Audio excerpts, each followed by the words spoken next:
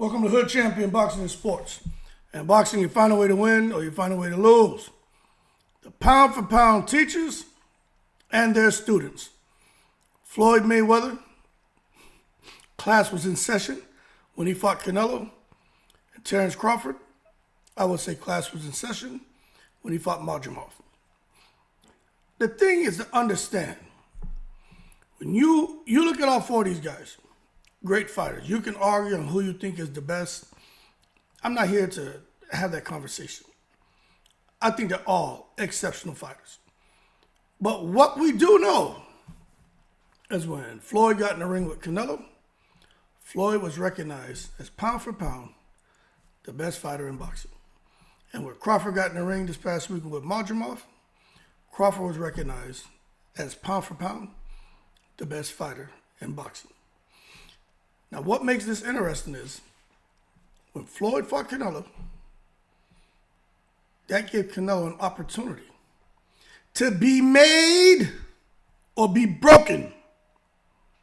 He chose to be made. Canelo said, nah, man, I don't like this shit. This thing called defeat, the feeling of defeat. I don't like that. I don't never want to feel that again. And when Crawford fought Madrimov, Madrimov said, the only thing about Madrimov, he said he wants to rematch. Now, I know there's a bit of a language barrier, but he didn't like that feeling of defeat. He said he doesn't like that feeling. He wants to rematch. The thing about Madrimov, where I think, he got to be careful, is he felt that he won that fight with Crawford. And look, I'm not here to say he's right or wrong for how he feels. How he feels is how he feels. But Hood Champion says, Madrimov, you didn't win that fight. I'm sorry. It was competitive. It was interesting. But Terence Crawford, 8-9 rounds, he won. I'm not saying he came in there and just destroyed you every round. That's not what happened. But Crawford edged out 8 or 9 rounds, in my opinion. But is this lose? I sound stupid, right? Is this loss going to make Madrimov into a better fighter, or is it going to break him? Because this is going to tell us a whole lot about Madrimov. In a loss, how he's going to rebound. Now, when you take a look at Canelo Alvarez, you saw what happened when he lost. This man went back into the lab. And what did he do? Matter of fact, he said, this is what Canelo Alvarez said. I'll tell you exactly what he said. He said, a feeling I never want to experience again. Defeat. So what do you have to do? You have to keep learning, keep training, and keep winning. And that's exactly what Canelo Alvarez did. Because when he fought Floyd Mayweather, Floyd Mayweather had him looking crazy in the ring. See all that red hair? Whipping that hair back and forth like Will Smith's daughter. Floyd Mayweather with that right hand, just destroying him. Now, when you look at Madrimov, we're going to have to see what Madrimov does. Now, I'm telling you right now, I think the win against Madrimov for Crawford is going to age very well. I don't think none of them guys beat Madrimov. I see people posting comments, Madrimov has heavy feet. He won't beat any top 554-pounder. I'm like, yo, my man, hold your horses. Let's not take it to the stupid. Where y'all getting that from? Madrimov won't beat any top 154-pounder? Let me tell you, Madrimov beats all them guys. The only one I think you'd have to kill him is Tim Tszyu. I just think Tim Tszyu is going to fight and fight and fight and fight until he just have no pulse left. Like, that's the only one. And y'all can say, man, you always talk about Tim Tszyu. Man, I like Tim Tszyu. I like Jamel Charlo. But Tim Tszyu is just, Jamel, I don't know what he's doing, but Tim Tszyu is different. But the thing about Canelo and Floyd, right, and I'm going to share this with you because I think it's an interesting article, and you can go read it for yourself. But they start talking about here where it says Alvarez, who was 23 years old when he fought Floyd Mayweather. And that matters. He was 23, but he was out here destroying people, tranquilizing people. He thought he'd get in the ring and beat Mayweather. He learned with the quickness that, experience matters. And Canelo now, you can see when he talks to Berlanga, he kind of is comfortable in his own skin, and he more or less laughs off these guys. Same way Floyd did with him, like, okay, you'll see. And that's Canelo now. Okay, you'll see. You'll feel it. You know, Canelo's a bit more, could pipe up a bit more and be more confrontational. But he has that Floyd Mayweather swag where it's like, yeah, all right, he talk a good talk, but we're going to see when we get in the ring. And you see Canelo's picked that up. But at age 23, he definitely didn't have nowhere near the experience he has now when he entered the ring against Mayweather. And he was definitely outclassed. Anyway, Canelo he wasn't stopped in that fight. He wasn't seriously hurt, is what some people believe. I think he got buzzed several times, but that's just my opinion.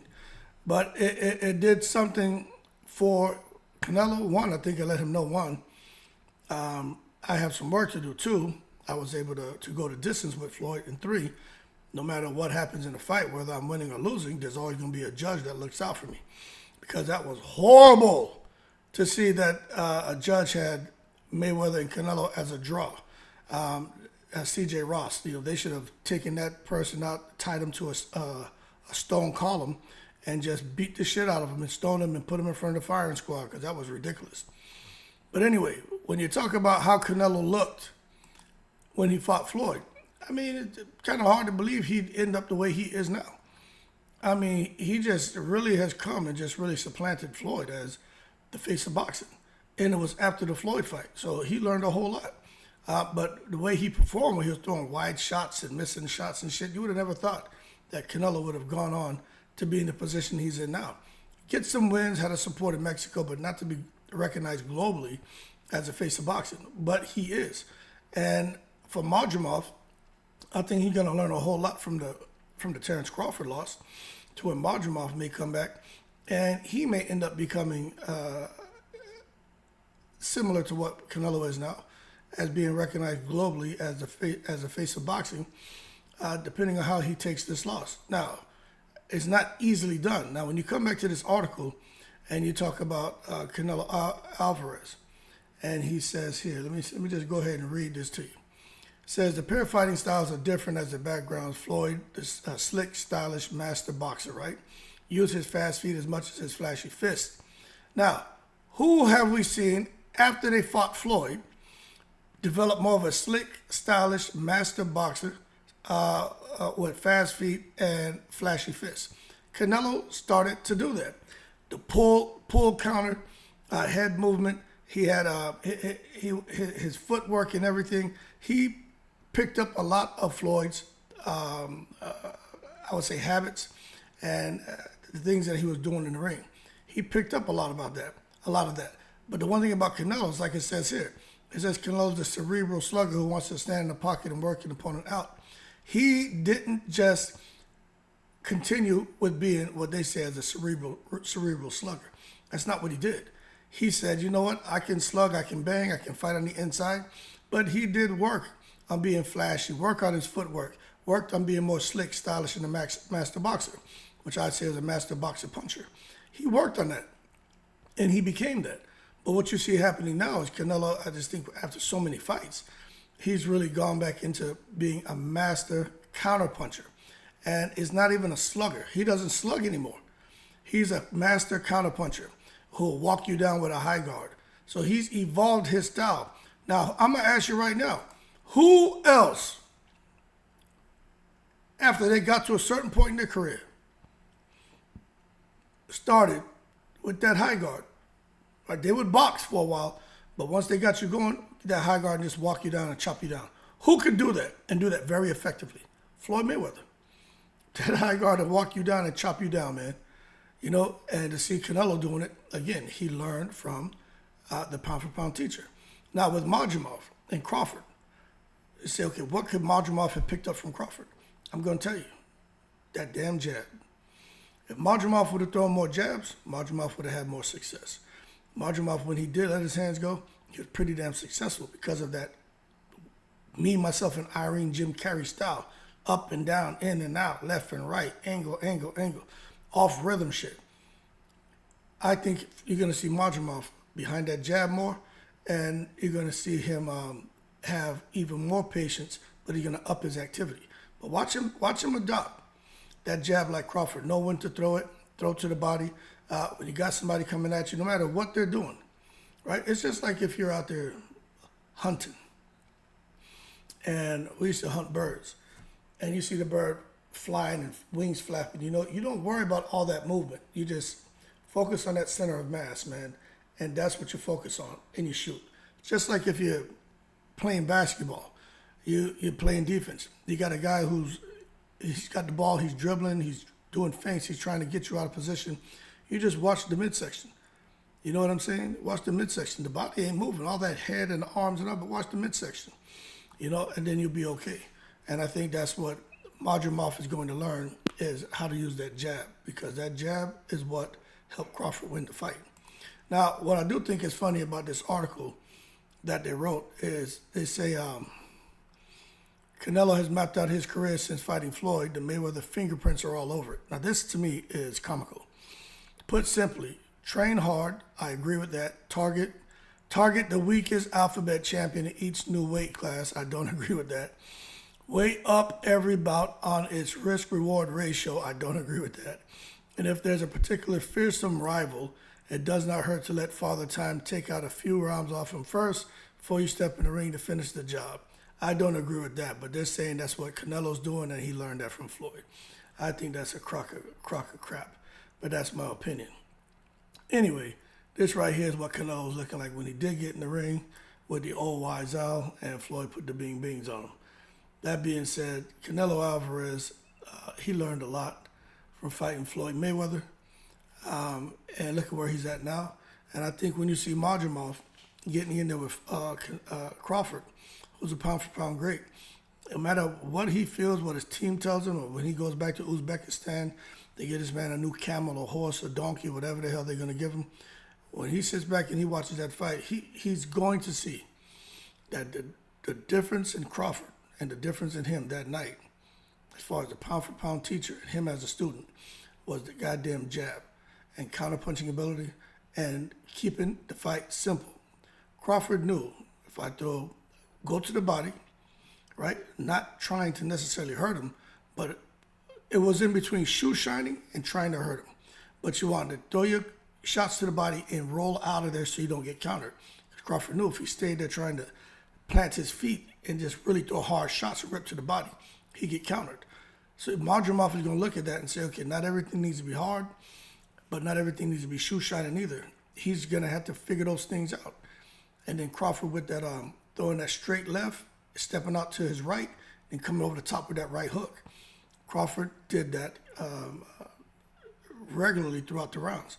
So Crawford beat him with the jab, shoe shining to the body. I'll just go ahead and call it like shoe shining to the body. Then the straight left and coming over the top with the right hook. That was it. He didn't do nothing else.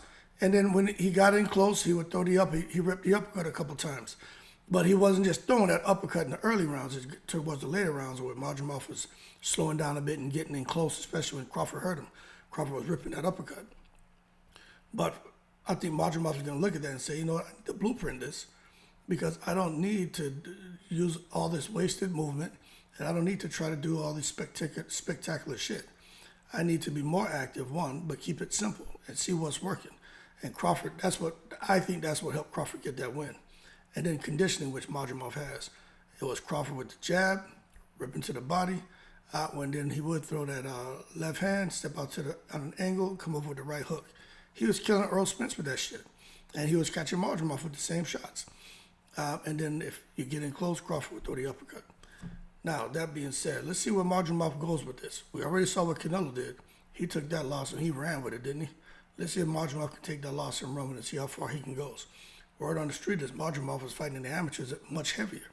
So Madrimov could come out here, depending on what Crawford does, get him some more wins at 154, go to 160, could clean out 160.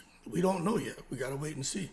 But word on the street is Madrimov could fight at 168 easily. He's a big guy who's killing himself to get down to 154. That being said, pound-for-pound teachers and students, let's just sit back and see how it plays out. Floyd's win, shit aged very well. Crawford's win, I think it is too, but we just got to wait and see. Y'all keep cool. I'm in the breeze.